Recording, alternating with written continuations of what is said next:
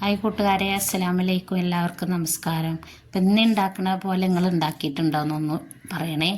ഞാൻ ഉണ്ടാക്കണില്ലേ, ഇത് ബീഫ് കറി ഇരുന്നിരുന്നു. അപ്പോൾ ആ ബീഫ് കറിയിൽ നിന്ന് ഒരു 2 കപ്പ് ബീഫ് കറി എടുത്തിട്ട് അതിലേക്ക് ഒരു 4-5 പൊട്ടോറ്റോ എടുത്തിട്ട് അത് തൊലി കളഞ്ഞ് കഴുകി മുറിച്ചിട്ട് അതും കൂടെ ഇട്ടിട്ട് 2 വേപ്പിലയും കൂടെ ചേർത്ത് സ്വല്പം പാകത്തിന് ഉപ്പും കൂടെ ചേർത്തിട്ട്, ഇത് ബീഫ് കറിയിൽ ഓൾറെഡി ഉപ്പുണ്ട് കേട്ടോ.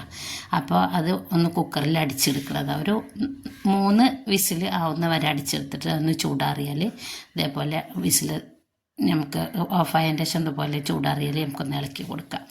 ഇപ്പോൾ അത് പാകത്തിനായിട്ട് അവിടെ ഇരിക്കുന്നുണ്ട്. അപ്പോൾ അത് ചൂടാറാൻ വേണ്ടി വെയിറ്റ് ചെയ്യുക. പിന്നെ ഇതിലേക്ക് നമ്മൾ പത്തിരിക്ക് പൊടി വാട്ടുന്ന പോലെ സ്വല്പം വെള്ളമൊക്കെ വെച്ച് പൊടി വാട്ടിയിട്ട് ഇതേപോലെ വാട്ടിയിട്ട് എടുക്കുക. ഉപ്പൊക്കെ ഇട്ടിട്ട് പത്തിരിയുടെ പൊടി വാട്ടില്ല അതേപോലെ.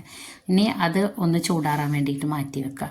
അപ്പോൾ ഞാൻ ചീരല നിന്നിരുന്നു. അപ്പോൾ ആ ചീരലയും കൂടെ ഞാൻ പൊട്ടിച്ച് കൊടുന്ന് കഴുകിയിട്ട് എടുത്ത് വെച്ചിട്ട്, അപ്പോൾ സ്വല്പം ഉപ്പും മുളകും പൊടിയും കൂടെ കുറച്ച് വെള്ളം കൂടെ ഒഴിച്ച് കൊടുത്തിട്ട്, വെളിച്ചെണ്ണ അതും കൂടെ ഒഴിച്ച് കൊടുത്തിട്ട്, വെള്ളം ഇല്ല കേട്ടോ, വെളിച്ചെണ്ണ അതും കൂടെ ഒഴിച്ച് കൊടുത്തിട്ട് അതിൽ ഈ ചീരല അങ്ങനെ ഒരു ഫ്രൈ പാനിൽ വെച്ചിട്ട് ഇങ്ങനെ പൊരിച്ചെടുക്കുക.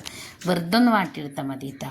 ഇനി ആ പൊടിയിൽ നിന്ന് ഒരേ ഉരുളകൾ എടുത്തിട്ട് ഇതേപോലെ കയ്യിൻ്റെ അടിയിൽ വെച്ച് പരത്തിയിട്ട് ആ ചീരല അതിൻ്റെ മുകളിൽ വെച്ച് കൊടുത്തിട്ട് ഈ മസാല നല്ലോണം ഉടച്ചെടുത്തതിന് ശേഷം ഇതിലേക്ക് വെച്ചിട്ട് ഇതേപോലെ നമ്മൾ ഇങ്ങനെ പിടി പോലെ ആക്കി കൊടുക്കുക. അപ്പോൾ നമ്മൾ ഉന്നക്കായൊക്കെ ഉണ്ടാക്കില്ലേ അതേ ആകൃതിയിൽ.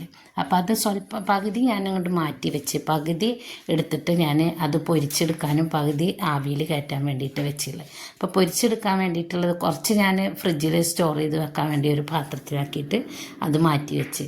പിന്നെ ഇനി ഉണ്ടാക്കണത് അത് കോഴിമുട്ടയും നമ്മൾ ബ്രെഡ് പൊടി മാറ്റി വെച്ചിട്ടുണ്ടായിരുന്നു. അപ്പോൾ കോഴിമുട്ടയൊക്കെ സ്വല്പം മുളക് പൊടിയും ഉപ്പും കൂടെ ഇട്ട് കൊടുത്തിട്ട് ഒന്ന് കലക്കിയിട്ട് അതിൽ മുക്കിയിട്ടാണ് ഞാനിത് പൊരിച്ചെടുക്കുന്നത്. അപ്പോൾ ബ്രെഡ് പൊടിയിലും കൂടെ മുക്കിയിട്ട് പൊരിച്ചെടുത്ത് മാറ്റി വെച്ച്. പിന്നെ ഇത് ആവിയിൽ കയറ്റണം. അതിന് ആവിയിൽ കയറ്റാൻ വെള്ളം അടുപ്പത്ത് വെച്ചിട്ട് ഒരു പാത്രം പുറത്തുള്ള ഒരു പാത്രം വെച്ചിട്ട് അതിൽ ആവി കയറ്റിയിട്ടെടുത്ത് അങ്ങനെ ഉണ്ടാക്കിയ ഈ പലഹാരങ്ങളൊന്ന് ഉണ്ടാക്കി ഒന്ന് ട്രൈ ചെയ്ത് നോക്കി. നല്ല ടേസ്റ്റാണ്, പെട്ടെന്ന്